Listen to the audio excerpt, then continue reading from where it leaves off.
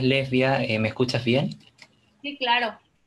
Muchísimas gracias. Bueno, un cordial saludo a todos los participantes, a todos los asistentes que el día de hoy nos acompañan.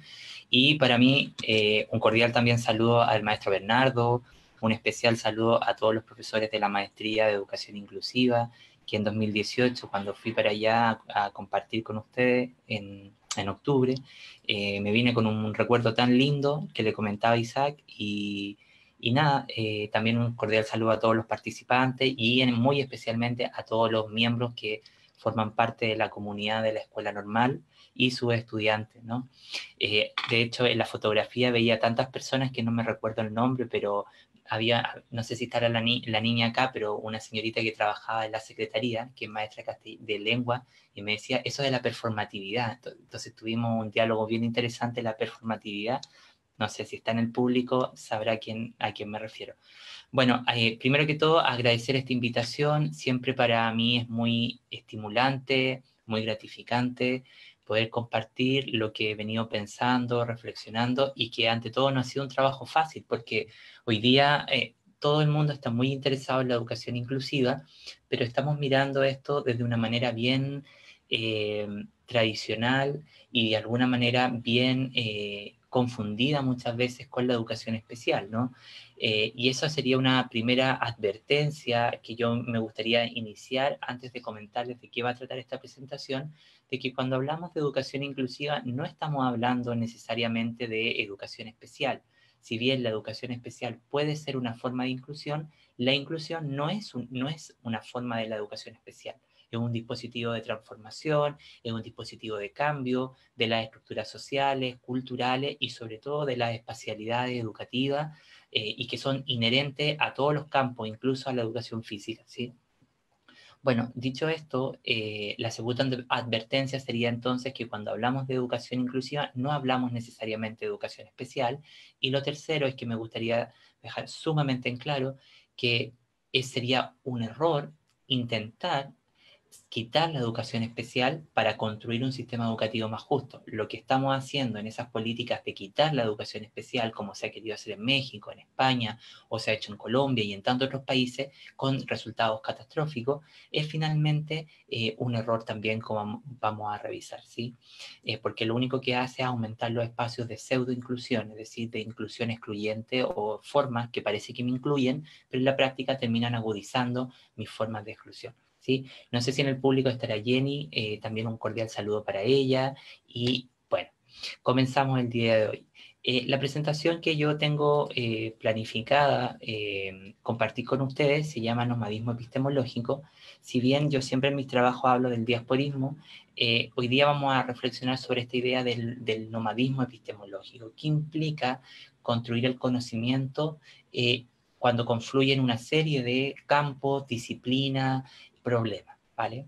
Y lo otro que me gustaría dejar sumamente en claro y ojalá lo puedan anotar es que la educación inclusiva trabaja con problemas y no con disciplinas, ¿sí? Si bien yo siempre en mis trabajos aludo a distintas disciplinas, campos del conocimiento, proyectos intelectuales, compromiso ético, lo interesante es que cuando hablamos de educación inclusiva estudia problemas, pero recurre a las disciplinas para ensamblar sus explicaciones, sus marcos conceptuales y de alguna manera ir superando esta idea esencialista que muchas veces nos atrapa en el déficit, en la discapacidad, en lo anormal y nos invita a pensar, como dice la conferencia, un mundo de posible, un mundo donde están entrelazados distintas subjetividades que nos ayudan a justamente a encontrar una vida mucho más vivible, ¿sí? Bueno, vamos bien. Bueno, en un primer lugar me gustaría que pensáramos, ¿no? O reflexionemos en esta implicancia de la inclusión como fenómeno estructural, ¿sí? Algo que yo he venido insistiendo hace bastante tiempo, que no es un fenómeno eminentemente pedagógico, sino que es un fenómeno político, estructural, relacional, ¿sí? E incluso vincular. Cuando digo vincular de los afectos, ¿no? Porque la inclusión, así como es un fenómeno que estudia el cambio y la modificación de la forma de funcionamiento de la sociedad, también es un fenómeno eminentemente político y es vincular porque crea otra red de relacionamiento, otra red de relaciones humanas, de pasiones, de subjetividades. Bueno, después que miremos por qué esto es la comprensión epistemológica de la educación inclusiva y nos demos cuenta por qué es una teoría sin disciplina, y finalmente si avanzamos a los conceptos epistemológicos. Bueno, siempre que tengo que exponer en algún lado, parto con esta frase porque por lo menos para mí es sumamente reveladora y dice cosas sumamente importantes. Rudolf Steiner, padre fundador de las pedagogías Waldorf, él nos dice lo siguiente, en el texto que se llama La educación del niño desde el punto de vista de la antroposofía. ¿Qué nos dice Steiner?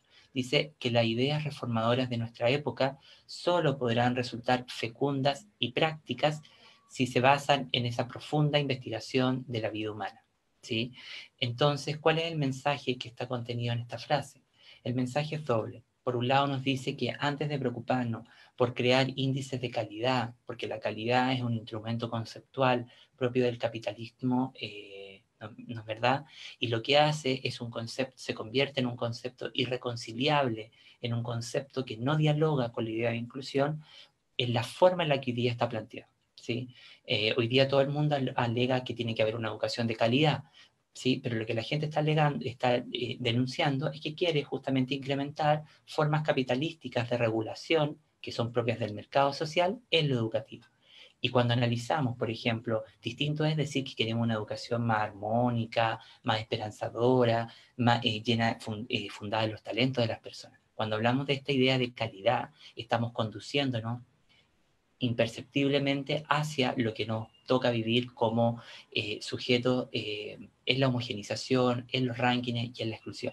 Y desde este punto de vista, la invitación entonces, y algo que los profesores de educación física siempre hacen muy bien, tiene directa relación con educar entonces la vida humana, entender cómo estamos hechos, estamos constituidos en nuestra naturaleza humana. Y es allí, cuando entendemos esto, cuando exploramos la complejidad de la naturaleza humana, es que nosotros podemos realmente entender los procesos educativos, su transformación, etc. Bueno, en un primer momento me gustaría que pudiésemos reflexionar en torno a por qué y para qué una educación inclusiva. Tal vez estas diapositivas, algunos que ya me han escuchado las han visto, pero son medulares para llegar al problema epistemológico. Bueno, en general, cuando nosotros hablamos de educación inclusiva, tendemos a cooptar una idea liberal, de inclusión liberal. Y la idea de la inclusión liberal se basa justamente en luchar por ampliar oportunidades, pero justamente construyendo prácticas de asimilación. Es decir, como que yo lucho por crear oportunidades para aquellos que no las tienen, pero no pienso en crear oportunidades para el resto que a lo mejor no está marcado por la discapacidad, no está marcado por variables de exclusión, o no está marcado, por ejemplo, por la diversidad sexual, etcétera, ¿sí? De alguna manera, esta inclusión liberal lo que hace es ponernos, es sensibilizarnos, es decir, hoy tomar una conciencia falsa e invitarnos a respetar, a hablar del amor, etcétera, que a pesar de que son ideas sumamente irrelevantes, en la práctica política, en la práctica de la sociedad, esto no cambia el funcionamiento orgánico en el que vivimos. Y por eso que al entenderla desde un punto de vista como un proyecto político, como un proyecto de Estado, ¿no es verdad?, hace un compromiso entonces con la identidad. Ya desde la psicología crítica del desarrollo, entendemos la identidad como algo fluido, que está en permanente movimiento, que cambia constantemente, ¿no es verdad? No es como Piaget, Erikson, Freud, Lacan, Wallon lo definían, ¿no?, con estadios, sino que la identidad va mutando a lo largo del tiempo, es algo fluido. En cambio, también hay un examen contra la diferencia, entendiendo la diferencia como algo que nos constituye, pero que además lo que permite justamente evitar que la diferencia se convierta en el problema ontológico de los grupos sociales. Es decir, cuando digo problema ontológico de los grupos sociales, es entender al otro, al que es diferente, en su identidad como un atributo negativo, ¿sí? Como por ejemplo ser negro, ser indígena, etcétera. Lo que debemos entender en el lenguaje pedagógico no son ni las categorías de diversidad ni de diferencia, sino que son las categorías de singularidad, porque la singularidad posee la capacidad política, ¿no es verdad?, de evitar la cosificación del otro y evitar, por ejemplo, que mi identidad, mi expresión se convierta en un factor de ausencia de reciprocidad, de minorización, de desvalorización. ¿sí? Por otro lado, también encontramos un examen frente al privilegio y las desventajas de la opresión. Y en este punto son medulares estas tres últimas categorías para entender el tema de, de los frenos al autodesarrollo que experimentamos mientras ejercemos el derecho a la educación. Y por eso, además, es muy importante evidenciar cuáles son los obstáculos neoliberales que se agudizan en la propia práctica educativa. Y un efecto de esto tiene que ver con el imaginario que hoy día hay, o con los instrumentos conceptuales, o con los lineamientos políticos sobre la idea de calidad, por ejemplo. Ese es uno de los grandes elementos que podemos analizar. Y el otro punto crítico es que para investigar la inclusión y la exclusión necesitamos reformular un marco de valores. Y sobre este punto me gustaría enfatizar en lo siguiente, que hay un error desde la literatura científica al contraponer como par dialéctico, ¿no?, a la idea de inclusión, que la idea de inclusión necesariamente llevaría a una forma de exclusión, ¿no? Esa idea, de alguna manera, es ficticia y reproduce lo que Aptar-Bras denomina la lógica del eurocentrismo, ¿sí?, que es esta idea de crear un centro y una periferia.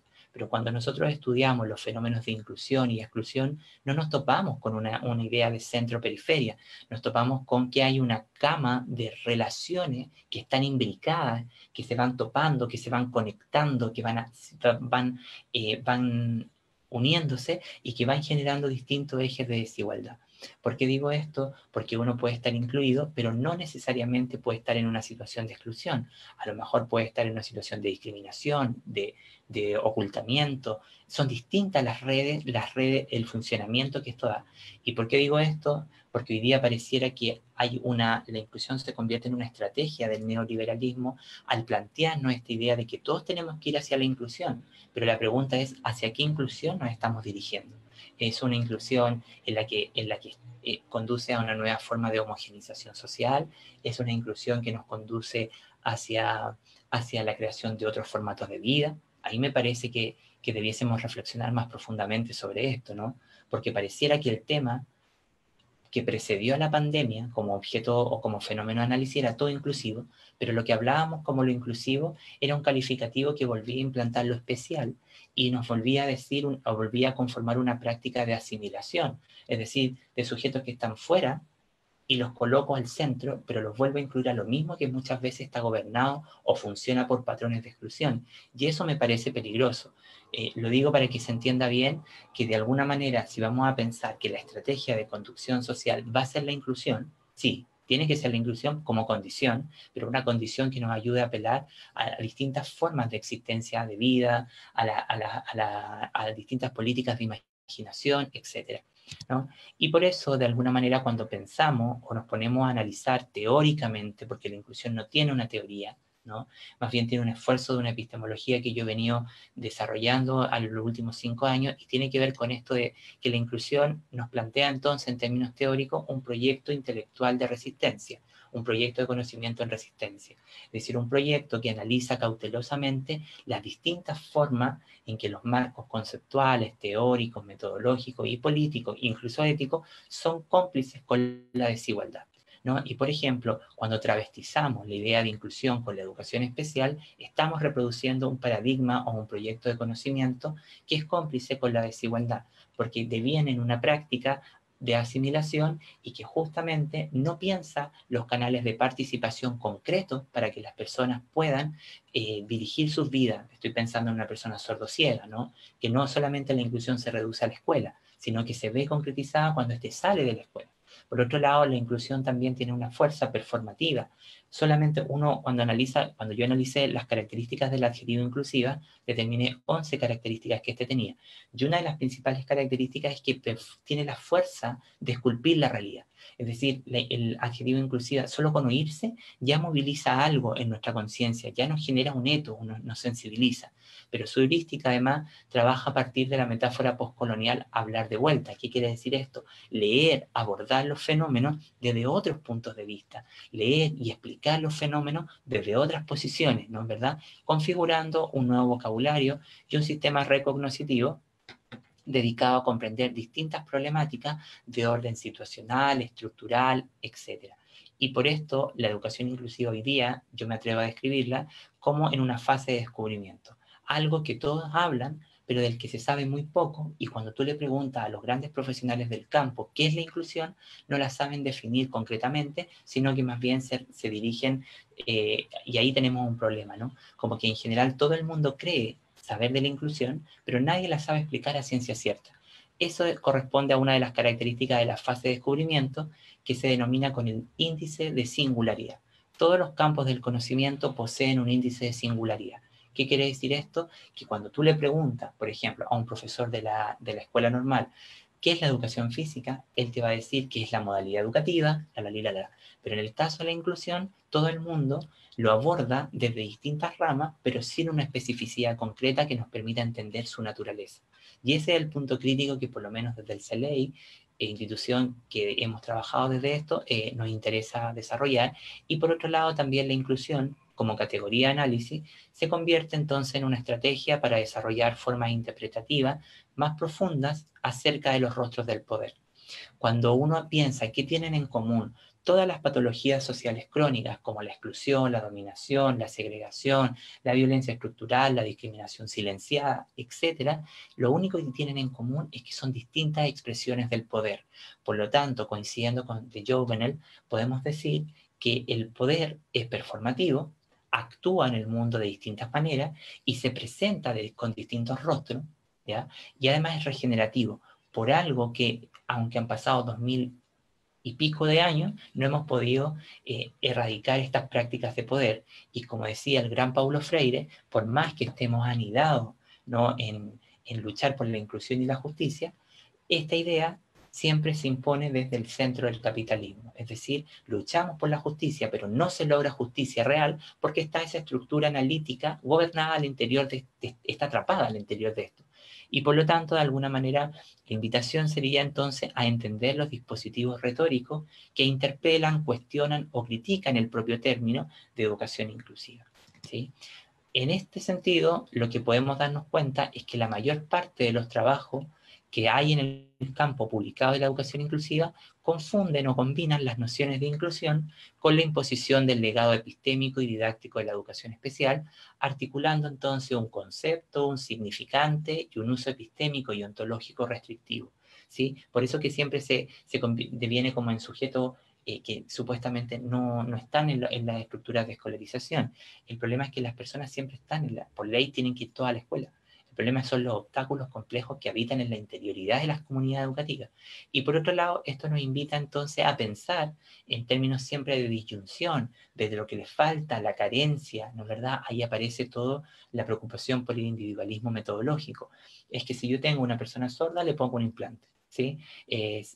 Y por lo tanto, y también en prácticas de acomodación, lo incorporo a lo mismo que justamente ya muchas veces genera exclusión, sin cambiar el escenario de relación, de producción de subjetividad, etc. Y esto deviene entonces en una práctica que se llama el individualismo metodológico, que es trabajar a partir del déficit de la persona, ¿no? Y imponer esta condición para hablar de inclusión, y también en algo que opera a nivel estructural, que son el esencialismo liberal, ¿no? Que es la coexistencia de marcos de valores antagónicos que por un lado apelan a la inclusión, pero por otro lado apelan a prácticas de homogenización, de estandarización, etc. Y aquí nos topamos entonces con algo que es muy problemático, porque cuando nosotros pensamos qué características debiese tener un profesor inclusivo, lo que aborda, lo que emerge, las categorías, las palabras que emergen, son que tiene que ser respetuoso de la diversidad, que tiene que ser una persona abierta al diálogo, que tiene que acoger a sus estudiantes, que tiene que respetarlo, etc. Pero cuando uno analiza lo más profundo de la teoría educativa hace 2000 años, lo que los grandes pedagogos establecieron fueron esas mismas características. Por lo tanto, cuando hablamos de las características que un profesor inclusivo debiese tener, no son características de un profesor inclusivo, sino que son acciones, prácticas, actitudes y sentimientos inherentes a la labor de todo profesor.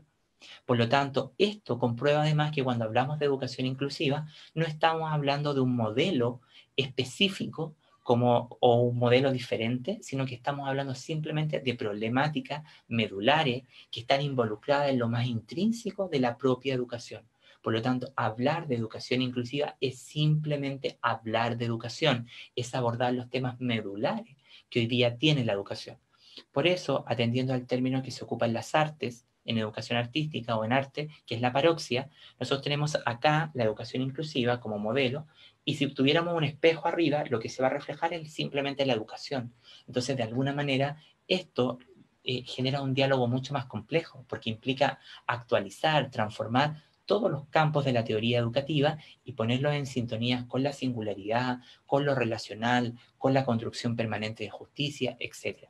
Y esto además nos lleva a que las consecuencias teórico-prácticas desprendidas de estas operaciones descuidan la capacidad de analizar el funcionamiento de la estructura educativa a través de las articulaciones del poder.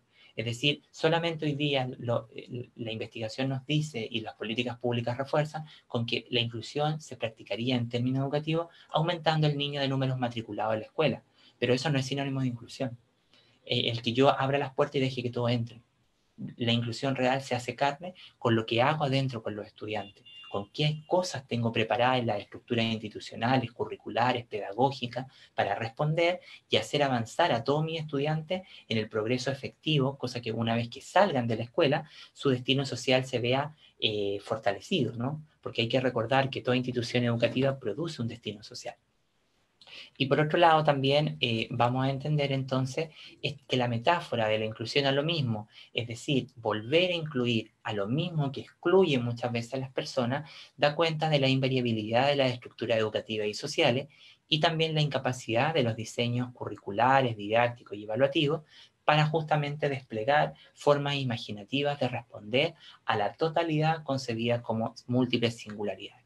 Por eso que yo desde mi posición teórica y política prefiero entonces entender la inclusión como un sinónimo de producción de otros mundos, ¿no? Como un acontecimiento que irrumpe la realidad, pero nos mueve y nos lleva a preguntarnos otras cosas y nos lleva a la construcción de otros mundos, ¿no? Impone además un significante dislocativo que nos saca del orden tradicional y nos invita a innovar, a transformar, ¿no? El quehacer educativo y esto interpela fundamentalmente al saber pedagógico, a las lecturas que tradicionalmente nosotros tenemos de la educación. Porque, por ejemplo, la idea del tiempo, que en el tiempo en la educación inclusiva no es el tiempo monocrónico en el que todos hacemos lo mismo, sino es el tiempo heterocrónico, tiempos heterogéneos que están entrecruzados y que son distintos tiempos que habitan en la escuela. Y eso es coherente con los estilos de aprendizaje, con la singularidad de los estudiantes, etc. Y en ese sentido es necesario aprender entonces a crear dispositivos de producción, atender a cómo se producen, los dispositivos y los obstáculos complejos que afectan relacionalmente a las trayectorias sociales y educativas de nuestros estudiantes, impactando en su propia biografía con marcas de desigualdad o experiencias subjetivas que ponen en desmedro su identidad o su valía social. ¿Sí? Por eso, la educación inclusiva vamos a decir que no solo produce nuevos conocimientos, sino que poderosos ángulos de visión que alteran la realidad. Yo prefiero más en mi trabajo el concepto alterativo que alternativo, porque hoy día lo alternativo, llámese las pedagogías Waldorf, los montessorianos, que son altamente poderosos, ya son muy ocupados a nivel mundial y tienen un estatus casi hegemónico. Por lo tanto, cuando analizamos el sentido de la inclusión inspirado en el acontecimiento, que es una categoría filosófica que nos habla de algo que pasa y que nos cambia, nos saca de nuestra habitualidad, me parece más interesante entender esto de lo alternativo, de lo alterativo, algo que cambia la realidad, pero la altera, ¿sí? Y su finalidad entonces no se reduce exclusivamente al aseguramiento de derechos, como hoy día todo el mundo dice que hay que asegurar derechos, sino más bien se preocupa por la puesta en práctica de dichas formas de aseguramiento. En esto, lo que hace entonces es tomar distancia del significante que lucha por aumentar el número de estudiantes matriculados en las estructuras de escolarización sin atender a cómo funcionan estas estructuras. En efecto, desde mi posición política y teórica, observo tres grandes propósitos finalísticos de la inclusión. El primer propósito, que tiene que ver con la construcción de un proyecto de conocimiento en resistencia, una estrategia analítica también destinada a producir nuevos conocimientos y ángulos de visión sobre la vida, la afectividad, la subjetividad, el deseo y la educación, y también una transformación alterativa de la realidad y de cada uno de los campos del desarrollo humano. Y por último, la emergencia de un poderoso dispositivo de recognición, de transformación de toda la teoría educativa y de todos los campos involucrados en ella, el currículum, la didáctica, la pedagogía, la evaluación, etc. Por lo tanto, su epistemología se va a construir o se va a configurar en un contraespacio intelectual, ¿no? Político y ético, ¿sí? Y esto nos hace entonces reflexionar que hoy día, a pesar de que se ha escrito harto sobre inclusión, la inclusión entonces se encuentra todavía en búsqueda de significado, esta propia palabra. No tiene un significado claro, más bien tiene un uso inflacionario, como que se ocupa y se aplica para muchas cosas, pero nadie sabe a ciencia cierta qué es lo que significa. Y por otro lado, el dominio de la educación inclusiva o el terreno epistemológico puede ser entendido como la creación de un espacio intermedio de carácter zigzag basado en el cruce, con características que funcionan en base a lo no lineal, pero no caótico, nómada, pero responsable y comprometido, creativo también cognitivamente válido, un discurso y también materialmente incrustado, sin caer en la racionalidad instrumental. Es un campo en movimiento en el que se conectan de distintas maneras, en distintos niveles, distintos fenómenos como lo postcolonial, el feminismo, la interseccionalidad, la interculturalidad crítica, la filosofía de la diferencia. Entran en contacto una serie de proyectos de conocimiento que se rearticulan para dar paso a un nuevo conocimiento, ¿sí? Y por eso que yo siempre digo que este es un fenómeno postdisciplinar, porque escucha y enuncia su conocimiento más allá de los marcos teóricos, de las teorías, de los conceptos, de los métodos que participan en su fundamentación o en su construcción. A eso yo denomino la exterioridad del trabajo teórico. ¿Qué es la exterioridad del trabajo teórico? Que un fenómeno se construye más allá de de las herencias, ¿sí?, que forman este campo y produce algo completamente nuevo que no le pertenece a ninguno de estos campos, ¿sí? Es como nosotros, que de alguna manera nuestros padres tuvieron un encuentro muy hermoso y nacimos cada uno de nosotros. Ahí hay de alguna manera un encuentro zigzag en múltiples niveles que sale algo completamente nuevo.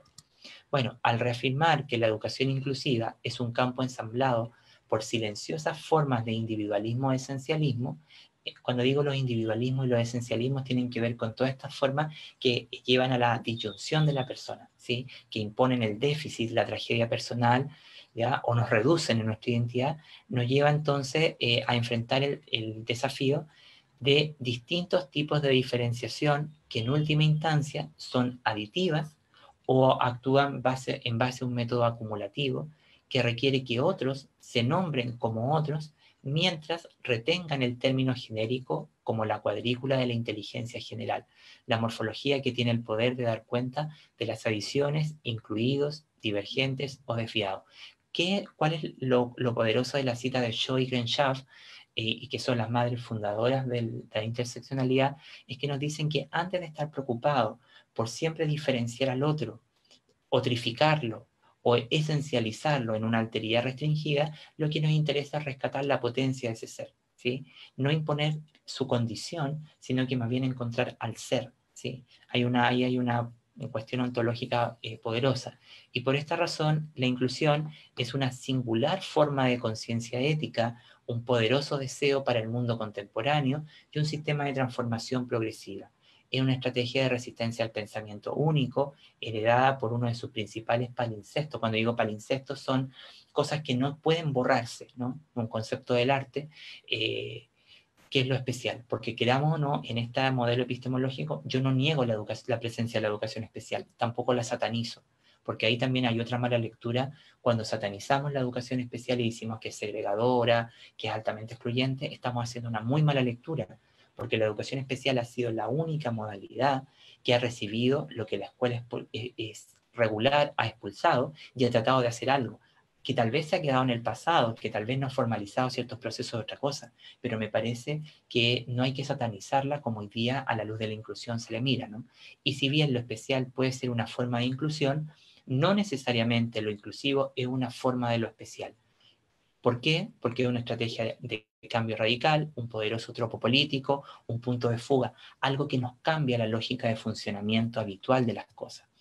En este sentido, entonces, la inclusión como categoría analítica posee la capacidad de albergar una amplia variedad de teorías y enfoques críticos, algunos de ellos yo ya los mencioné, es un campo además de conexión de diversas perspectivas críticas y revolucionarias contemporáneas. Por lo tanto, la naturaleza de la educación inclusiva es eminentemente crítica y poscrítica, ¿sí? Y que al juntar enfoques críticos y poscríticos, como por ejemplo el postestructuralismo, la poscolonialidad, la decolonialidad, la interculturalidad crítica, las teorías del feminismo, los estudios culturales asiáticos, latinoamericanos, la teoría crítica, el pensamiento intelectual, la historia de la idea, la filosofía de la diferencia, al mezclar todo esto que se mueve por cada uno de ellos y va tomando lo que es lo más importante para meterlo en una especie de licuadora y fabricar un nuevo saber, ¿no? Por lo tanto, de alguna manera lo que quiero que quede súper claro, que aparte de ser postdisciplinar, es decir, que viaja y se mueve por distintos campos del conocimiento,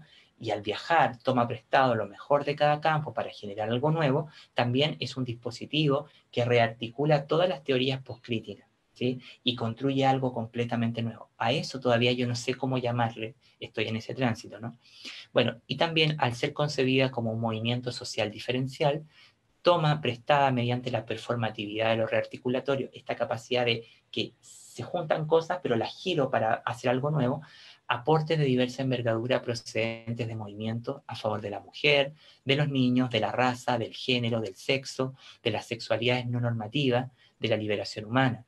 La inclusión como estrategia escultórica y de intervención en el sistema mundo designa un signo heterodoxo, un proyecto de conocimiento en resistencia, se convierte en un dispositivo de transformación y de alteración de los aspectos opresivos que afectan a la relacionalmente la identidad y las configuraciones sociales, ¿no? Si nosotros nos fijamos entonces que todos los problemas de la educación inclusiva son problemas altamente y intensamente políticos. Por lo tanto, cuando nosotros hablamos de educación inclusiva, estamos hablando de algo eminentemente político. Así como cuando hablamos de la educación es eminentemente política, cuando hablamos de la infancia es eminentemente política, cuando hablamos de la identidad y del deseo son eminentemente políticas. Por esto, la comprensión epistemológica de la educación inclusiva aporta elementos que contribuyen a materializar estas acciones que son manifestaciones autoconscientes de la resistencia y que no solo tienden a la proliferación de ideologías de oposición, sino que nuevas estrategias de resistencia. Y eso es lo interesante, porque la educación inclusiva, aparte de ser postdisciplinar, aparte de ser un dispositivo de rearticulación de lo postcrítico, es eminentemente un proyecto de conocimiento en resistencia, es micropolítica, porque cuestiona, resiste a los efectos opresivos de ciertos marcos conceptuales, pero además es diaspórica y es nómade porque viaja, se mueve entre distintos marcos conceptuales sin un rumbo fijo.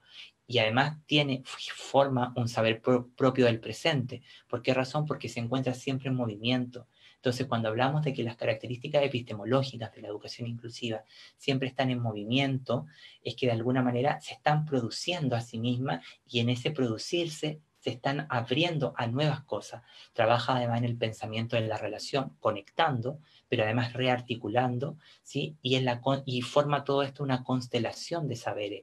Y las constelaciones, según Burkmore, van a ser siempre, según Burkmore, van a ser siempre aspectos contingentes, inestables, caracterizados por alto flujo y movimiento. ¿Sí?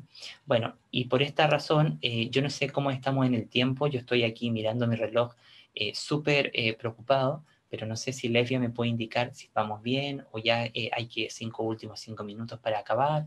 Si me puedes ayudar, Levia, te agradecería muchísimo. Tenemos 10 minutos, doctor. ¿Sí? Perfecto, muchísimas gracias.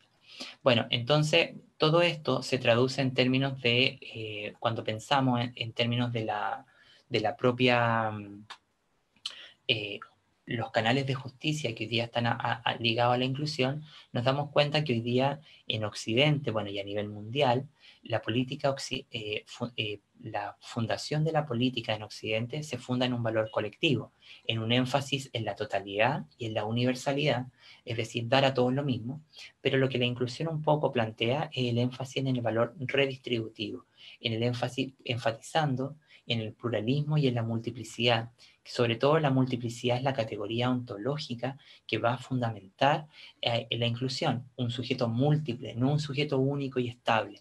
Y esto nos lleva entonces a preguntarnos que la redistribución de derechos tendría que ser en un valor redistributivo, es decir, asegurar un piso común para todos, pero bajar este derecho de acuerdo a lo que cada colectivo de ciudadanos necesita. Y eso nos enfrenta entonces, como decimos desde acá, o a una idea de igualdad compleja, de equidad compleja. Si aquí hubiese un político, yo creo que esta idea no le va a hacer mucho sentido por la idea, por la redistribución económica. Pero cuando uno habla con las comunidades indígenas o cuando hablas, por ejemplo, con comunidades históricamente marginadas, lo que tú ves que se necesitaría es justamente crear un piso común que garantice el derecho a la salud, a la educación, a la cultura, pero ese derecho, de acuerdo a cada comunidad, bajarlo de acuerdo a cómo ellos lo necesitan, ¿no? Por eso, de alguna manera, el problema que enfrenta políticamente la educación inclusiva es una incomprensión de las reglas políticas que formalmente constituyen las diferencias, y esto también afecta a que no entendemos con claridad cuáles son las reglas institucionales que hacen que el funcionamiento de la sociedad opere de buena manera, y que cuando entendemos estas reglas de funcionamiento de la sociedad podemos entender claramente cómo se produce la exclusión, cómo se produce la segregación y la dominación, ¿sí?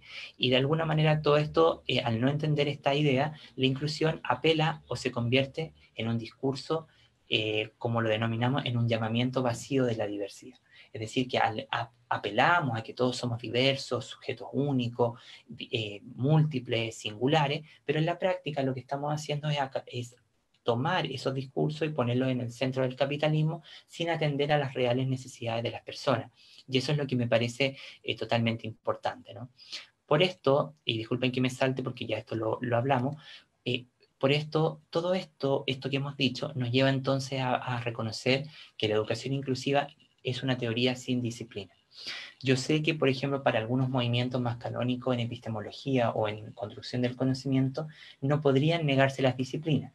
Yo en mi caso, cuando digo que la educación inclusiva no es una teoría sin disciplina, no estoy negando las disciplinas como la historia, la psicología, no, sino que estoy simplemente diciendo algo mucho más poderoso, que la inclusión es un fenómeno que no puede ser delimitado en los paradigmas de ninguna disciplina o de ningún paradigma en particular, sino que es un fenómeno que desborda los marcos teóricos, paradigmáticos y metodológicos, y de alguna manera lo que devela es que al ser una teoría sin disciplina viaja, se mueve y se nutre o se alimenta de diversas teorías. Por lo tanto, de alguna manera estas teorías viaja a través de ellas mediante una diáspora, una dispersión, mediante una forma de nomadismo. Por eso que a pesar de no presentar un estatus disciplinario, fabrica un objeto ambivalente, es decir, un objeto que se puede aplicar de distintas maneras, con características basales. Se va a aplicar de una forma en la educación, pero en la política va a tener a lo mejor un foco de análisis, en lo económico otro foco. Además es complejo, ¿no? Porque se compone de elementos múltiples, ¿sí? Y es multidimensional con distintos niveles de análisis, y además es un carácter eminentemente postdisciplinar que articula cuestiones específicas en torno a este objeto, vinculadas esencialmente a la educación, a lo económico, a lo político, y además configura un objeto abierto que está constantemente enriqueciéndose, transformándose. Entonces aquí surge una pregunta que nosotros debiésemos siempre tratar de responder, y es ¿por qué la educación inclusiva concierne entonces a la educación en general? Y sobre esta pregunta es la que yo hoy día estructuré mi presentación, si ustedes se dan cuenta, ¿no? Porque hablar de educación inclusiva no implica, no involucra el campo específico de lo especial, sino que involucra todos los campos y dominios que constituyen la ciencia educativa. En este sentido, epistemológicamente, la inclusión va a operar entonces como un pegamento epistémico, metodológico y analítico, ¿no? Como un STFIX, un pegamento, que se convierte que deviene en un entramado gramatical complejo, ¿sí? Y resulta de la asociación de múltiples predicados, ¿no es verdad?, concebidos como recursos epistemológicos heterogéneos. Por lo tanto, cuando el campo epistemológico de la inclusión se ensambla, requiere ser analizado a través de conceptos, autores, y que provienen de teorías, de territorios también diferentes, ¿sí? Y por eso que si tuviésemos que explicar epistemológicamente la idea de la inclusión, es que opera en una formación de un campo epistemológico con una estructura de conjunción compleja, donde distintas cosas se conectan, pero quedan pero no del todo, sino que quedan entrelazadas en puntos específicos, ¿sí? Y la otra cosa importante es que está esta idea del calificativo inclusiva, que hoy día le colocamos a todo, historia inclusiva, deporte inclusivo, comunicación inclusiva, lectura inclusiva, ya ha sido empleado por distintos movimientos críticos como los estudios de género, la filosofía de la diferencia, el método de conciencia posicional de Chela Sandoval, o simplemente la interculturalidad, o los estudios feministas, o los estudios de la mujer, sin llamarlo inclusión. Entonces, de alguna manera, ya hay un género que surge de distintas genealogías, de distintas raíces, que se enredan, que se conectan en la formación de este objeto, ¿sí? Y por eso, para ya ir cerrando, me parece importante entender la idea del campo epistemológico de lo inclusivo como un espacio de disposición de disciplinas y una disposición histórica específica de verdad. Es decir, lo que hace es construir una forma específica en la que las distintas disciplinas, problemas, teorías se van a amalgamar, ¿no? Y va a formar un determinado saber propio del presente. Y esa idea tan compleja de un saber propio del presente es lo que a nosotros los educadores siempre nos pone en constante tensión, porque nos invita a estar permanentemente en un movimiento que al ser producido va produciendo otros fenómenos, y siempre de alguna manera estamos en esa complejidad de que algo que está en movimiento, que se produce, se disloca y apertura permanentemente hacia otro rumbo. Entonces lo que tendríamos que preguntarnos aquí, ¿qué es entonces lo que este estilo de investigación y análisis hace dentro de la propia educación y de la pedagogía en general, ¿no? Bueno, para cerrar, cuando yo les mencionaba que la educación inclusiva tiene una forma postdisciplinar, lo que estamos diciendo es que construye un fenómeno, un objeto, un conocimiento que va más allá de todas sus herencias que yo ya he mencionado y que no le pertenece a nadie a pesar de surgir de cada una de ellas, ¿sí? Y también ontológicamente, cuando hablamos de la ontología, hablamos de la construcción del ser, lo que estamos diciendo entonces es que hay un sujeto, ¿no es verdad?, que es de la singularidad, ¿sí? Y por lo tanto lo correcto es que la política del sujeto en la inclusión es la singularidad, lo propio, lo que hace mis atributos de identidad que no son cosificables, que rescatan mi potencia, pero aquí nos topamos además con algo que Deleuze dice, unas singularidades que son múltiples o, o que siempre están en constante variación o difieren, ¿sí? Es decir, que ningún niño va a ser igual a otro y que cada ser humano va a tener una forma única y específica de expresión. Entonces, de alguna manera, esto nos lleva a entender ontológicamente que la inclusión es una compleja política ontológica de lo menor, es decir, de las moléculas, de las minorías, ¿sí? Y entendiendo que las minorías son mayoría en el mundo, podemos afirmar entonces que lo ontológico de la inclusión son las múltiples singularidades. Por eso. Y por último, ya con esto cierro, entonces cuando nos preguntamos cuáles son las interrogantes teóricas y los conceptos que permiten pensar el campo de producción de la educación inclusiva, encontramos al menos 5 categorías fundamentales, como la ideología, la multiplicidad, que en la multiplicidad nos ayuda a pensar al sujeto desde la revolución de las moléculas, la ontología de lo menor, donde las múltiples singularidades están presentes, las configuraciones antidisciplinarias y postdisciplinarias, las relaciones exteriores, que cuando hablamos de las relaciones exteriores hablamos que hay distintos elementos de distinta naturaleza que convergen, se juntan en la construcción de este conocimiento, pero que están entrelazadas en aspectos específicos, no del todo. También hablamos de una estructura teórica abierta, que está abierta a la captura de distintos recursos y que se construye en el movimiento, ¿no? Y que además hay un conjunto de prácticas analíticas heterogéneas, ¿no es verdad?, que provienen de todos estos campos que yo ya les mencionaba. Y ontológicamente está la política de lo menor.